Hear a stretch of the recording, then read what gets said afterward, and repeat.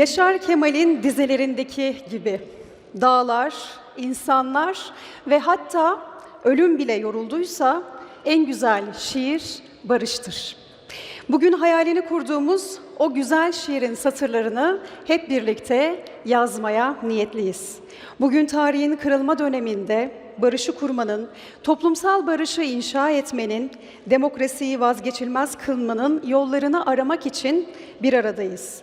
Bugün ortak gelecek buluşmaları kapsamında barış ve demokrasiyi konuşmak için bu salonda hep birlikteyiz. Bu toplantının ev sahibi Cumhuriyet Halk Partisi Genel Başkanı Sayın Özgür Özel, siyasi partilerin değerli temsilcileri ve belediye başkanları, kıymetli bilim ve düşün insanları, saygıdeğer basın mensupları, hanımefendiler, beyefendiler, değerli konuklar. Toplumsal Barış ve Demokrasi Konferansı'na hoş geldiniz, sefalar getirdiniz.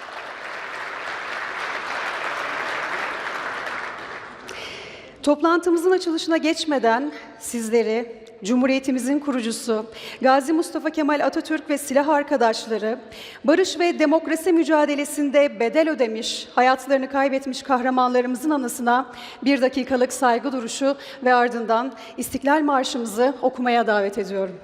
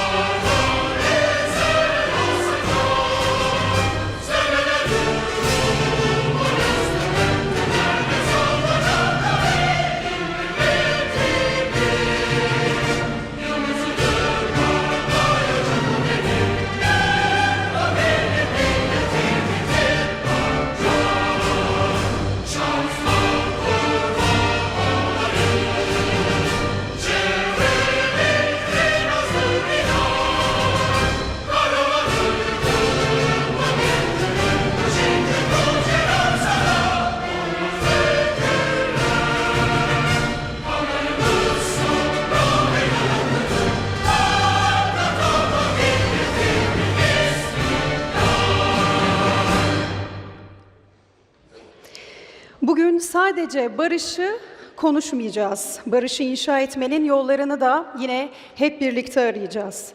Barışı kuracak toplumsal iradeyi tartışacağız ve en nihayetinde geleceğin Türkiye'sinin inşasını el ele birlikte ele alacağız.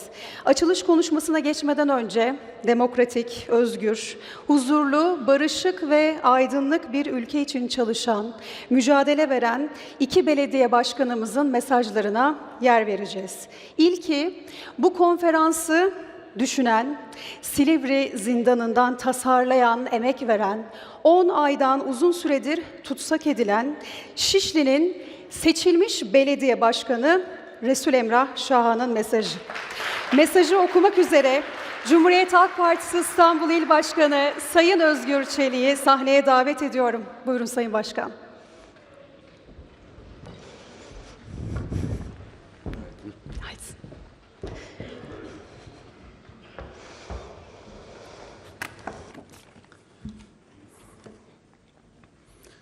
Sayın Genel Başkanım, siyasi partilerin çok kıymetli temsilcileri, sivil toplum kuruluşlarının çok kıymetli temsilcileri, çok kıymetli düşünce insanları, değerli basın emekçileri, Toplumsal Barış ve Demokrasi Konferansı'na İstanbul'da ev sahipliği yapmaktan büyük mutluluk duyuyoruz.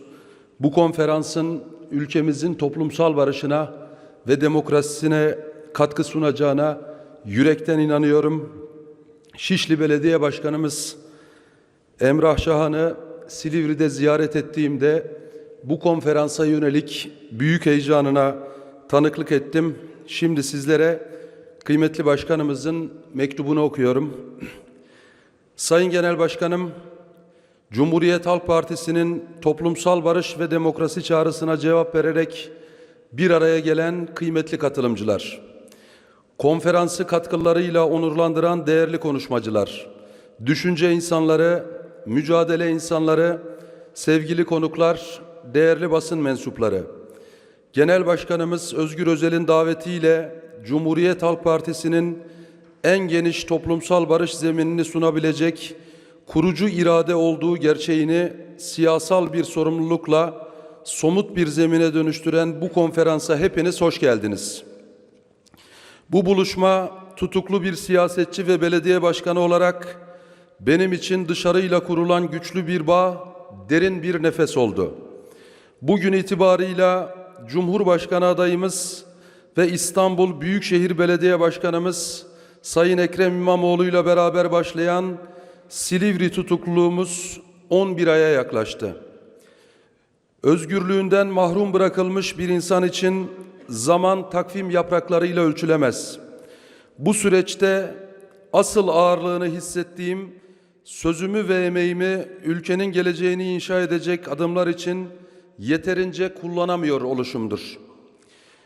Bu siyasi tutuklamalar basit gündelik hesapların ötesinde bu milletin evlatlarının kaderinin hangi normda belirleneceğine dair bir kavganın sonucudur. Demokrasi, barış, hak ve özgürlükler ekseninde bir gelecek mi, yoksa yurttaş iradesinin belirsizlik ve güvencesizlik tehdidi altında sınırlandığı bir geleceksizlik mi?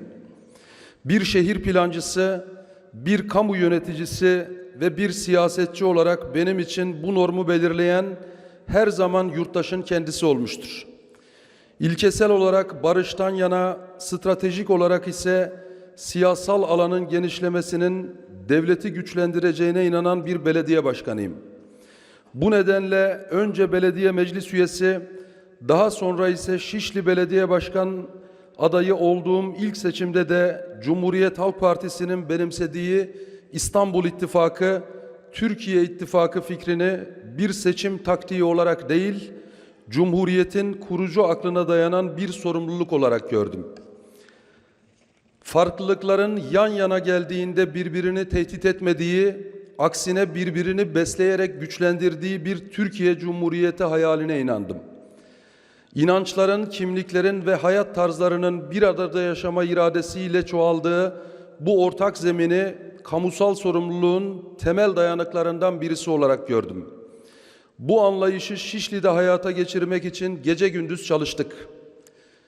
Görev süren boyunca plan çizerken de, asfalt dökerken de, çocuklar, gençler, kadınlar ve yaşlılar için projeler üretirken de aynı ilkeyle hareket ettik. Yurttaşın kamuyla kurduğu ilişkinin korkuya değil, güvene dayanması.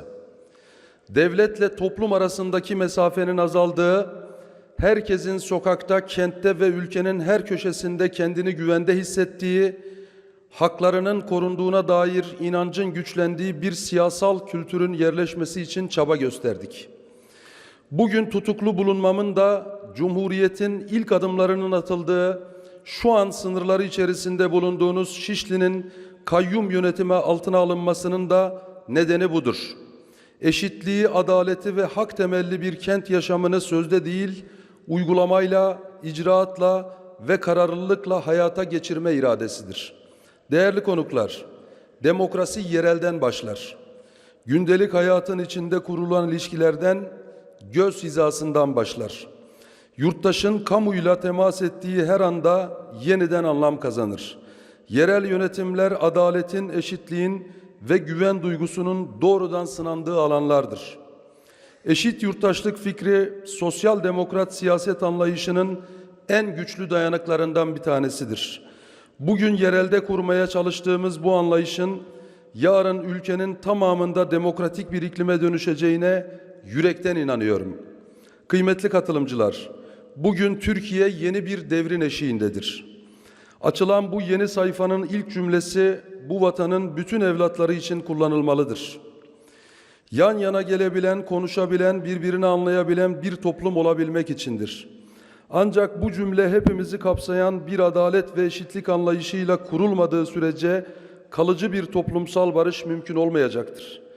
Genç kuşak Genç kuşak siyasetçilerin bu topraklarda siyaset yapma iradesinin baskıyla değil, hukukla, siyasi rekabetle, özgürlükle güçlendirilmesine ihtiyaç vardır. Türkiye'nin geleceğine dair söz söyleyen herkesin bulunduğu makamdan bağımsız olarak devleti güçlendirmeye, hukuku güvenilir kılmaya, milletin birbirine olan bağını onarmaya katkı sunması gereken tarihsel bir kavşaktayız. Yaşadığım bu süreci kişisel bir hikayemin ötesinde Türkiye'nin ortak geleceğinin kurma iradesinin sınandığı bir dönem olarak görüyorum. Bugün özgürlüğümden mahrum bırakılmış olabilirim.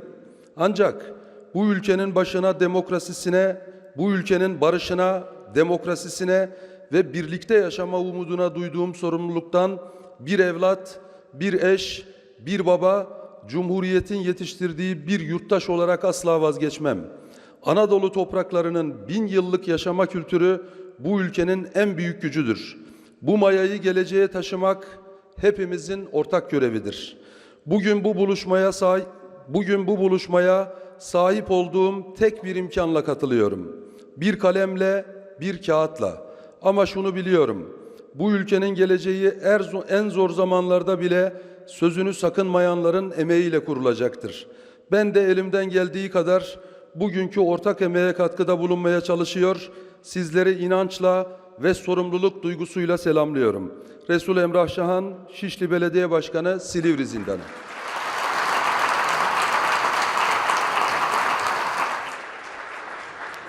Teşekkürler Sayın Başkan.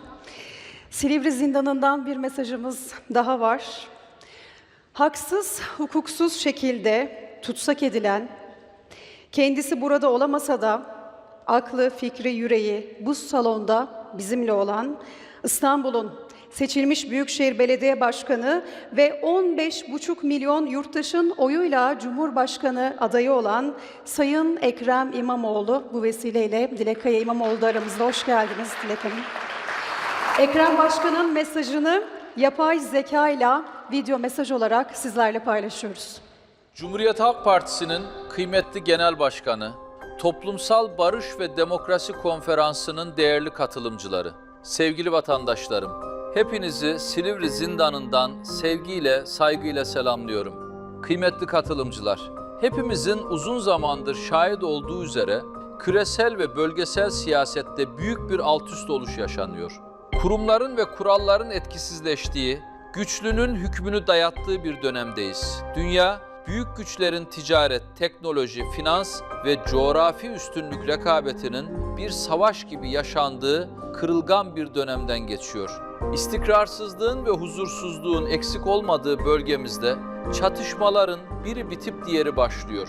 Sınırlarımızın hemen ötesinde yeni husumetler kışkırtılıyor, yeni ittifaklar kuruluyor.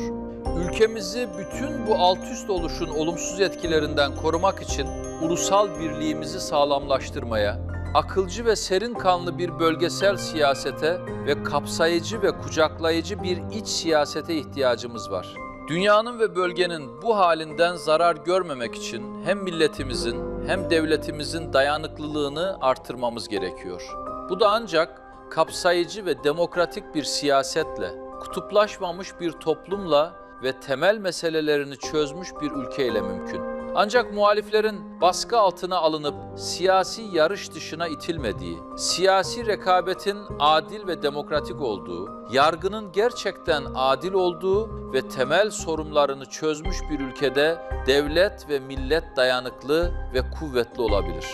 Değerli katılımcılar, ulusal birliğimizi sağlamlaştırmak, milletimizin ve devletimizin dayanıklılığını arttırmak, bölgesel siyasetimizi akılcı, iç siyasetimizi kucaklayıcı kılmak için ülkemizi 40 senedir meşgul eden terörü bitirmemiz, ülkemizi ve bölgemizi senelerdir meşgul eden Kürt meselesini çözmemiz lazım.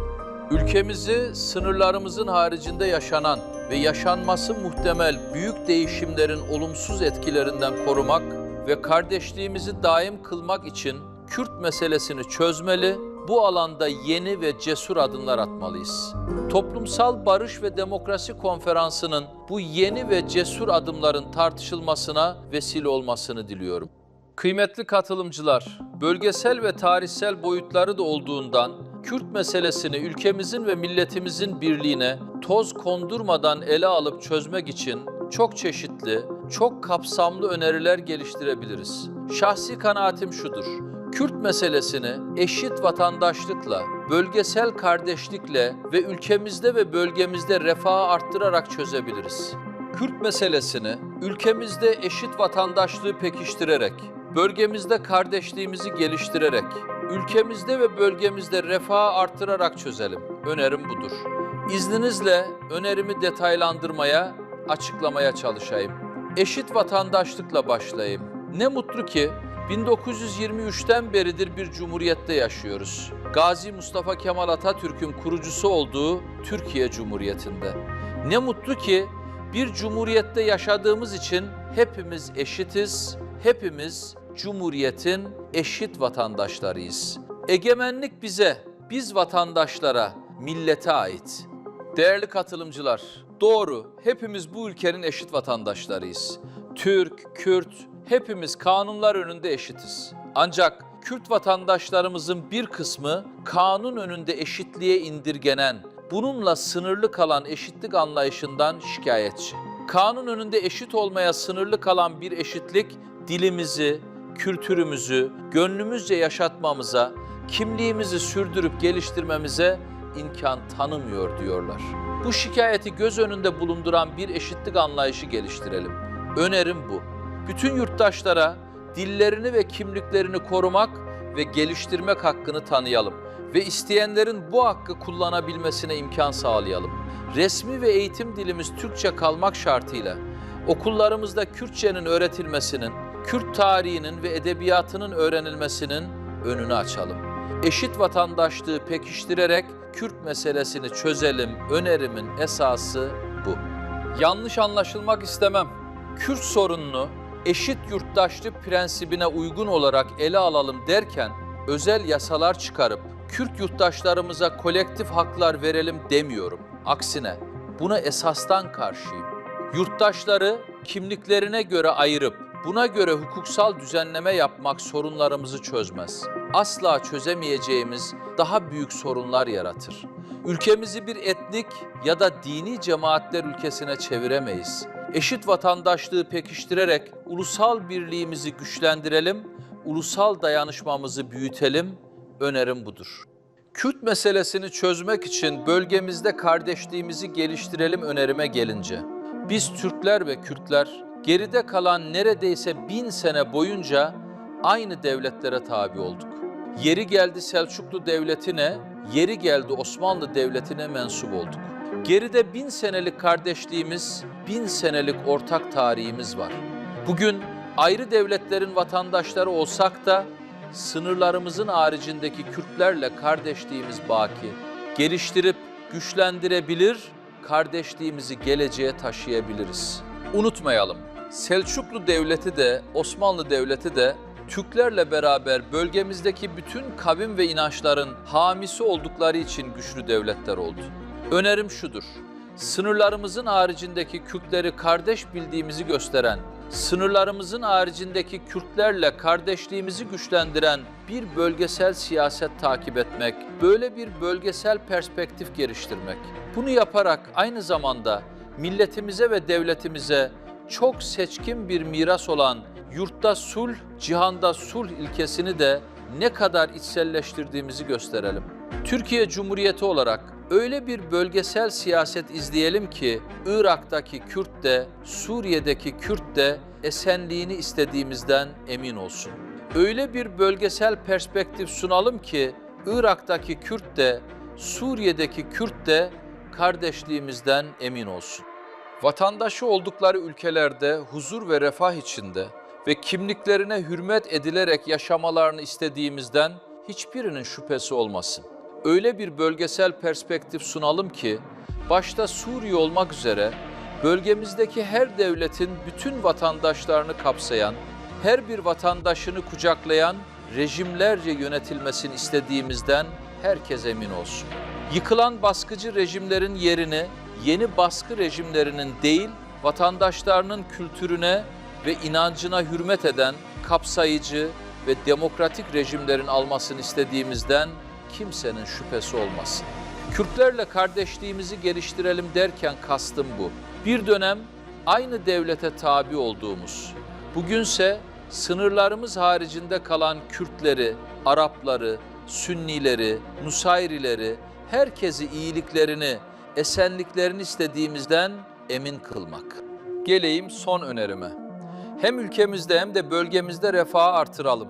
Artan refahı adil bir biçimde paylaşalım. Son önerim de bu. Kürt meselesini ülkemizde ve bölgemizde refahı artırıp paylaşarak çözelim. Türkiye büyük bir ülkedir. Demokrasinin, hukukun üstünlüğünün, özgürlüklerin güçlendiği ve Kürt meselesini çözmüş bir Türkiye çok daha büyük bir ülke olacaktır. Hele de yeni bir kalkınma hamlesini ülkemizin tamamında uygulamaya koyabilirsek, hızla yeniden kalkınmak için ülkemizin tamamında üretimde teknolojik dönüşümü gerçekleştirip, başta sanayi olmak üzere ekonominin bütün sektörlerini yenilikçi, verimli ve sürdürülebilir kılmamız gerekiyor. Ancak unutmayalım, Türkiye bir bütündür. İstanbul, Bursa, Kayseri gelişirken Ağrı, Muş, Hakkari, Tunceli geri kalamaz, kalmamalı. Ülkemizin en geri kalmış illerinin Doğu ve Güneydoğu'daki şehirlerimiz olmasına artık son verelim. Hızla yeniden kalkınmak için Diyarbakır'ı, Van'ı, Mardin'i, Şanlıurfa'yı Doğu ve Güneydoğu Anadolu ekonomisinin dinamosu haline getirelim. Yeni bir anlayışla Doğu ve Güneydoğu Anadolu'da turizmi canlandıralım. Tamamlanmamış sulama kanallarını hızla tamamlayalım. Bölgedeki girişimcilerimizin krediye ve bilgiye erişimini kolaylaştıralım. Sınır ötesi ticaretin önünü açalım. Daha çok sınır kapısı açalım. Diyarbakır, Mardin, Şanlıurfa, Erbil'le, Süleymaniye'yle, Haseke'yle, Afrin'le, Halep'le ticaretini yapsın. Kuzeyden güneye öyle bir altyapı yatırımları planlayalım ki Karadeniz'i Suriye ile Irak ile ilişki kurabilir hale getirelim. Hem bizim vatandaşımız kazansın hem de sınırlarımızın dışında yaşayan Kürt ve Arap kardeşlerimiz. Değerli katılımcılar, dünyamız ve bölgemiz büyük bir alt-üst oluş yaşarken kardeşliğimizi daha da kuvvetlendirmek, Kürt meselemizi çözmek zorundayız. Bunun için de yeni ve cesur adımlar atmamız gerekiyor. Toplumsal Barış ve Demokrasi Konferansı'nın bu yeni adımların önerilmesine, bu cesur adımların seslendirilmesine vesile olacağından eminim. Cennet vatanımızda ay yıldızlı bayrağımız altında 86 milyon yurttaşımızla eşit ve müreffeh bir geleceği ebedi hale getirelim. Bunu başarabileceğimize tüm kalbimle inanıyorum. Bu vesileyle konferansın hazırlanmasında emeği geçenleri tebrik ediyor, hepinizi saygıyla selamlıyorum.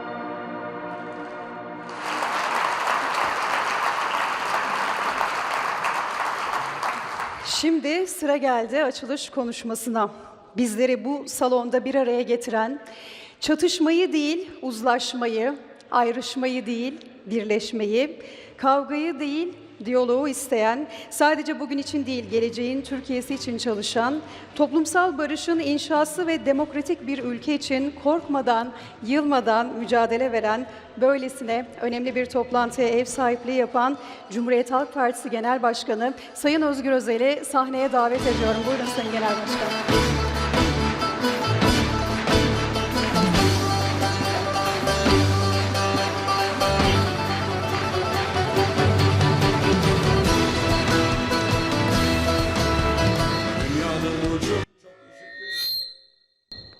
Çok teşekkür ediyorum. Hafta sonunun bu erken saatinde vaktini bize, bu salona, Türkiye'nin ortak geleceğine, kardeşlik, barış projesine, bu umudu yükseltmeye ayıran tüm değerli dostlarımızı saygıyla selamlıyorum. Hazırlıkları büyük bir özveriyle uzun süredir yürütülen Toplumsal Barış ve Demokrasi Konferansımızda bir aradayız. Bugün burada farklı siyasi partilere mensup, farklı siyasi geleneklerin temsilcilerinin yanı sıra sivil toplum, akademi, bilim, sanat ve medya dünyasından çok kıymetli isimlerle birlikteyiz. Bazı görüşlerimiz farklı olsa da hep birlikte aynı çatı altında barışı, demokrasiyi konuşabilmeyi çok kıymetli buluyorum. Hepiniz hoş geldiniz. Hepinizi bir kez daha saygıyla selamlıyorum. Bu konferansı Ortak Gelecek Buluşmaları adı altında tasarladığımız buluşmalar serisinin bir başlangıcı olarak görüyoruz. Çünkü ülkemizin, bölgemizin ve dünyanın yaşadığı çoklu krizleri geçmişimizin ve geleceğimizin ortak olduğu bilinciyle aşabileceğimize inanıyoruz. Evet, ülkemizde, bölgemizde, dünyada çoklu krizler yaşıyoruz. Bu salon ise çoklu kimlikleri, siyasi aidiyetleri, hayat görüşlerini, yaşam tarzlarını birleştiriyor. Bizim de beklentimiz ve amacımız tam olarak budur. Çoklu krizleri, çoklu kimliklerimizle yan yana durarak aşabilmeyi başarmak. Türkiye için özgür, adil, huzurlu bir gelecek hayalinde ortaklaşmaktır. Değerli konuklar, Cumhuriyetimizin 102. yılını geride bıraktık. Bu sürede Cumhuriyet Halk Partisi de Türkiye'nin demokrasi yolculuğunda pek çok sınamalardan geçti. Bugün de karşınızda tüm bu sınamaların tecrübesiyle ve son seçimlerde birinci parti olmanın sorumluluğuyla bulunuyoruz. Cumhuriyeti kurmak kadar onu payidar kılmak da bize kurucumuz Gazi Mustafa Kemal Atatürk'ten kalan bir ödev ve sorumluluktur. Cumhuriyeti yani halkın yönetimini, demokrasiyi yani yurttaşın iradesini hiçbir koşulda geriye atmamak, ezmemek ve ezdirmemek. Cumhuriyeti payidar kılmak işte budur. Biz bu mirası ortak geleceğimizi inşa etme sorumluluğuyla sahipleniyoruz. Ülkenin her meselesinde olduğu gibi Kürt meselesinin çözümünde de tarihin doğru yerinde durduk, duruyoruz. Bundan sonra da duracağız. Çünkü bu mesele hepimizin ortak meselesidir. Bu mesele kuşaklar boyunca taşınan ağır toplumsal bir yüktür. Bugün milletimiz artık bu yükten kurtulmak ve ferahlamak istiyor. Milletimiz terörün bitmesini, barışın ihsasını ve demokrasinin ayağa kalkmasını istiyor. Terör nedir? Terör korku salmaktır. Gündelik hayatı siyahların gölgesinde yaşamak zorunda kalmaktır. Olağanüstü haldir. Korkmadan bir ilçeden diğerine gidememektir. Terör evlatlarımızın büyüdüğünü görmeden, gelinlik damatlık giydiremeden kara toprağa vermektir. Terör yoksulluktur, dünyadan geri kalmışlıktır.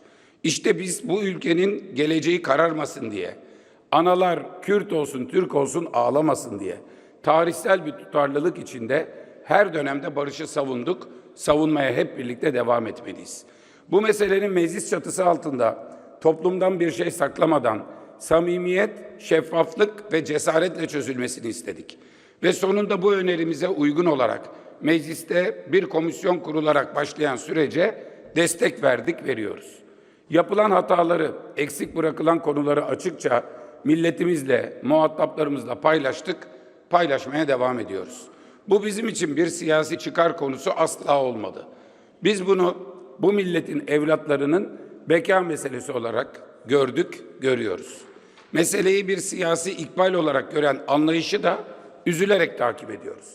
CHP'ye rol biçmeye, yön çizmeye çalışanları dikkatle takip ediyoruz. Herkes hatırlamalıdır ki Cumhuriyet Halk Partisi bugün Türkiye'nin birinci partisidir. Kendine ait siyaseti olmayanlar başkalarının planlarında figüran olurlar. Bizim Türkiye'nin meselelerine ve ihtiyaç duyduğu çözümlere dair kendi müstakil siyasetimiz vardır. Terörün bitmesi, silahların susması ve bu meselenin demokratik zeminde çözülmesine dair irademiz tamdır. Kıymetli misafirler, bugünlerde sıklıkla duyuyoruz. Dünyanın çivisi çıktı diyorlar. 2 dünya savaşı görmüş, vekalet savaşları, bölgesel çatışmalar, soğuk savaşlar geçirmiş mevcut sistem yeniden dengelerin bozulması tehdidiyle karşı karşıya. Demokrasiler zayıflıyor, güvencesizlik artıyor, eşitsizlikler derinleşiyor. Sermaye birikim sistemi değişiyor. Şirketler sermayeyi de savaşları da yönetiyor. Barış maalesef süper güçlerin küresel sermaye ile el ele pazarladığı bir renkli masal haline dönüştürülmeye çalışılıyor. Örneğin Gazze'de olan budur. Soykırımı yapanlar, 71 bin insanı öldürenler şimdi bir demokrasi havarisi gibi barış adı altında fiili işgale başlıyorlar. Böylesi bir atmosferde Türkiye'nin bekası içeride birlik ve beraberliği büyüten, dışarıda ise aklı ve soğukkanlılığı esas alan bir siyaset çizgisine bağlıdır. Toplumu ayrıştıran değil birleştiren, gerilimi körükleyen değil denge kuran bir iç siyaset artık bir zorunluluktur. Bu krizlerden çıkışın yol haritası aslında meydan meydan yükselttiğimiz bir sloganda vücut buluyor. Kurtuluş yok tek başına, ya hep beraber ya hiçbirimiz. Ülkenin ve dünyanın içinde bulunduğu krizi de çıkış yolunu da tarif eden anlayışın kelimelere dökülmüş hali budur. Türkiye iç barışını ve huzurunu sağlamak zorundadır. Bu hedefe toplumu ayrıştıran, düşmanlaştıran, kutuplaştıran politikalarla ulaşmak mümkün değildir. Otoriterleşmiş, çıkar odaklı bir eksene kaymış, rayından çıkmış, bozulmuş bir siyasi kültürün ürettiği tahribatı, gerçek bir demokratik siyasetle onarma iradesini herkes taşımalıdır. Toplumsal sorunlara üzerinde yükselmek için yeni bir basamak olarak bakan siyaset anlayışı artık yolun sonuna gelmiştir. Milletimiz her düşüşte yeni düşmanlar yaratarak ayakta kalmaya çalışan siyasi bakışı artık topyekün reddetmektedir. Zemini çürük bir binada kolonların yükselmesini beklemek, bir yeri onarmaya çalışırken diğer tarafın yıkıldığını görmezden gelmek doğru değildir. Hepimizin içinde yaşayacağı sağlam bir evi inşa etmekten bahsediyoruz. Bu nedenle toplumsal barış, demokratikleşme ve hukukun üstünlüğü birbirinin ayrılmaz parçalarıdır. Biri olmadan diğeri hiçbir zaman tam olmayacaktır. Bu yüzden biz bu sürece terörsüz ve demokratik Türkiye süreci dedik ve bunun için gayret göstermeye devam ediyoruz. Aynı sorumluluk anlayışıyla söylüyorum ki, Adalet ve Kalkınma Partisi iktidarı sürece ilişkin ikircikli tutumundan, rakiplerine karşı başlattığı yargı savaşından ve sivil siyasete yönelik vesayet anlayışından vazgeçmelidir. İktidar olmayı önce yurttaşın kalbine korku ve endişe salıp sonra da o korku ve endişeyi yönetmek olarak gören bir anlayışla sorunların çözülmeyeceği açıktır. Bunu herkes görmelidir. Örneğin bir olağanüstü hal uygulaması olan kayyımlık sistemi sistematik olarak barış imkanını sabote etmektedir. Hala süren kent uzlaşısı davaları umutlara gölge düşürmektedir. Siyasi tutukluluklar devam etmekte. Avrupa İnsan Hakları Mahkemesi, Anayasa Mahkemesi kararları yerel mahkemeler tarafından yok sayılmaktadır. İşte milletimiz barış isterken bu sürecin başarıya ulaşacağına olan güvenin düşük kalmasının da yegane sebebi budur. Sürece yapılan büyük sabotaj ise 19 Mart darbesidir. Milletimiz seçtiğim belediye başkanı tutuklanıyorsa, irademe kayyum atanıyorsa ben neye güveneceğim diye sormaktadır. Bu da en doğal hakkıdır. 30 yıl önce alınmış diplomaların bile iptal edildiği bir kriz ortamı milletimizi ağır bir güvensizlik duygusuna sokmuştur. Bu çoklu krizleri aşmanın çaresi topyekün mücadeledir. Tüm demokratlar barış, demokrasi ve refah talebinde birleşmeli, birleşe birleşe kazanabileceğimizi bütün dünyaya göstermelidir. Bu düzenden tek başına kurtulmak mümkün değildir. Çare birleşe birleşe kazanmaktadır.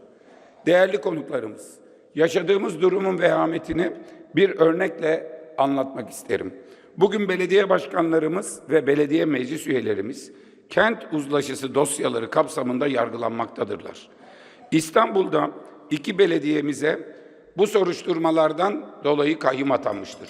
Toplamda DEM Parti'nin 10 belediyesinde ve toplamda Türkiye'de 13 belediyede kayyum vardır.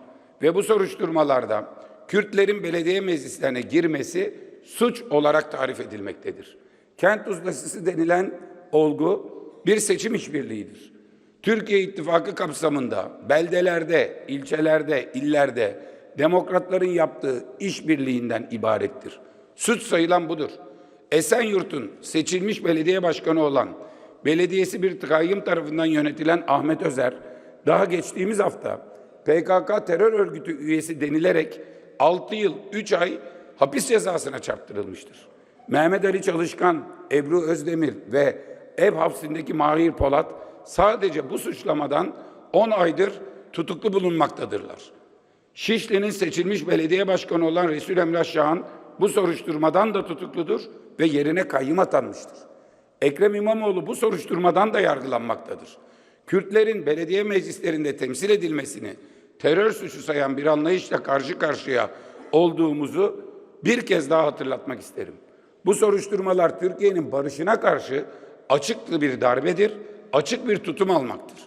Ve Milliyetçi Hareket Partisi'nin Sayın Genel Başkanı Devlet Bahçeli dahi bu soruşturmalara açık tepki gösterirken bu inatlaşmayı herkes iyi okumalıdır. Cumhuriyet Halk Partisi 19 Mart darbesine tarihe utanç olarak geçecek kent uzlaşısı soruşturmalarına rağmen barışın yanındadır. Çünkü biliyoruz ki ya birlikte güçleneceğiz ya da hukukun olmadığı bir zeminde iktidarın takdir ettiği siyasi vasatta yaşamayı kabulleneceğiz. Bu amaçla meclisteki komisyondayız. Tüm baskılara, tüm provokasyonlara rağmen orada kaldık, kalmaya devam edeceğiz ve çalışmaları nihayete hep birlikte erdireceğiz. Beklentimiz komisyonun çalışmalarını bir an önce tamamlamasıdır. Komisyona zaman kaybettirmek, Türkiye'nin demokratikleşmesine ve barışına zaman kaybettirmektir. Biz komisyondaki varlığımızla da sahadaki, meydandaki gayretimizle de bu ülkenin barışını, kardeşliğini, demokratikleşmesi için elimizden geleni yapmaya hazırız ve devam edeceğiz. Değerli misafirler, Mustafa Kemal Atatürk'ün önderliğinde bu milletin Kurtuluş Savaşı'nda gösterdiği irade, özgür, bağımsız, demokratik bir hukuk devleti olarak Cumhuriyetimizin var olmasını sağladı. Bu mücadelenin kıymetini bugün bölgemizdeki gelişmelere baktığımızda çok daha net görüyoruz. Bu nedenle yurtta barış, dünyada barış sözü bugün her zamankinden daha gerçekçi bir siyasal vizyonu ifade ediyor. Türkiye bugün de çevresindeki tüm milletler için barışı ve istikrarı önceleyen, kapsayıcı, yapıcı bir rol üstlenmelidir. Komşumuz Suriye yıllardır ağır acılar ve büyük yıkımlar yaşadı. Sınırın bir tarafında olanlar, sınırın bu tarafında bizi derinden etkiledi ve etkilemeye devam ediyor. Biz bu konuda da müstakil siyasetimizi sürdürüyoruz. Çatışmayı, savaşı değil, uzlaşıyı ve barışı savunuyoruz. Türkiye'nin toprak bütünlüğünü, siyasi istikrarını, tüm inançların, kimliklerin anayasal güvence altında birlikte yaşamasını istiyoruz. Bölgeye kendi güç hesaplarının içinden bakanlar, bugün ak dediklerine yarın kara diyebiliyorlar. Emperyalist devletler tarih boyunca olduğu gibi bu toprakların çıkarlarını değil, kendi menfaatlerini düşünüyorlar. Bizim yolumuz Türklerin, Kürtlerin, Arapların, Şiilerin, Alevilerin, Dürzilerin birlikte kazanacağı bir mücadeleyi vermek olmalıdır. Suriye'deki Türkmenler, Kürtler, Araplar hepsi bizim akrabamızdır, kardeşimizdir.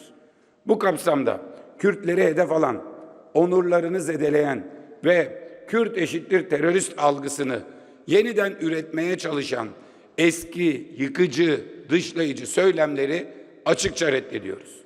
Türkiye'deki Kürtleri de Suriye'deki akrabalarını da inciten hiçbir politikaya boyun eğmedik, eğmeyeceğiz. Adalet ve Kalkınma Partisi iktidarı da Suriye'de çatışmanın tarafı değil, barışın ve uzlaşının güvencesi olmak zorundadır.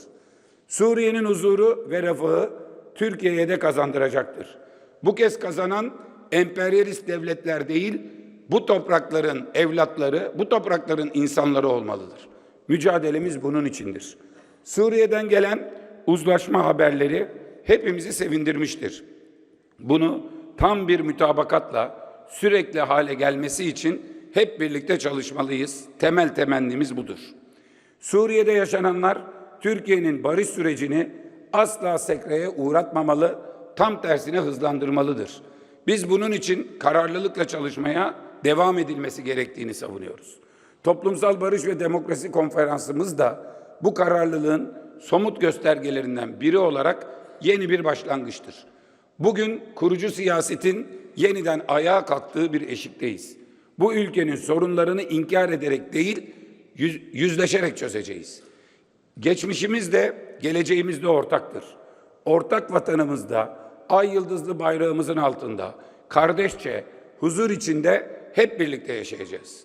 Konuşmamız sonunda bu konferans fikrini dört duvar arasında dile getiren Resul Emrah Şahan kardeşime, başkanıma teşekkür ediyorum.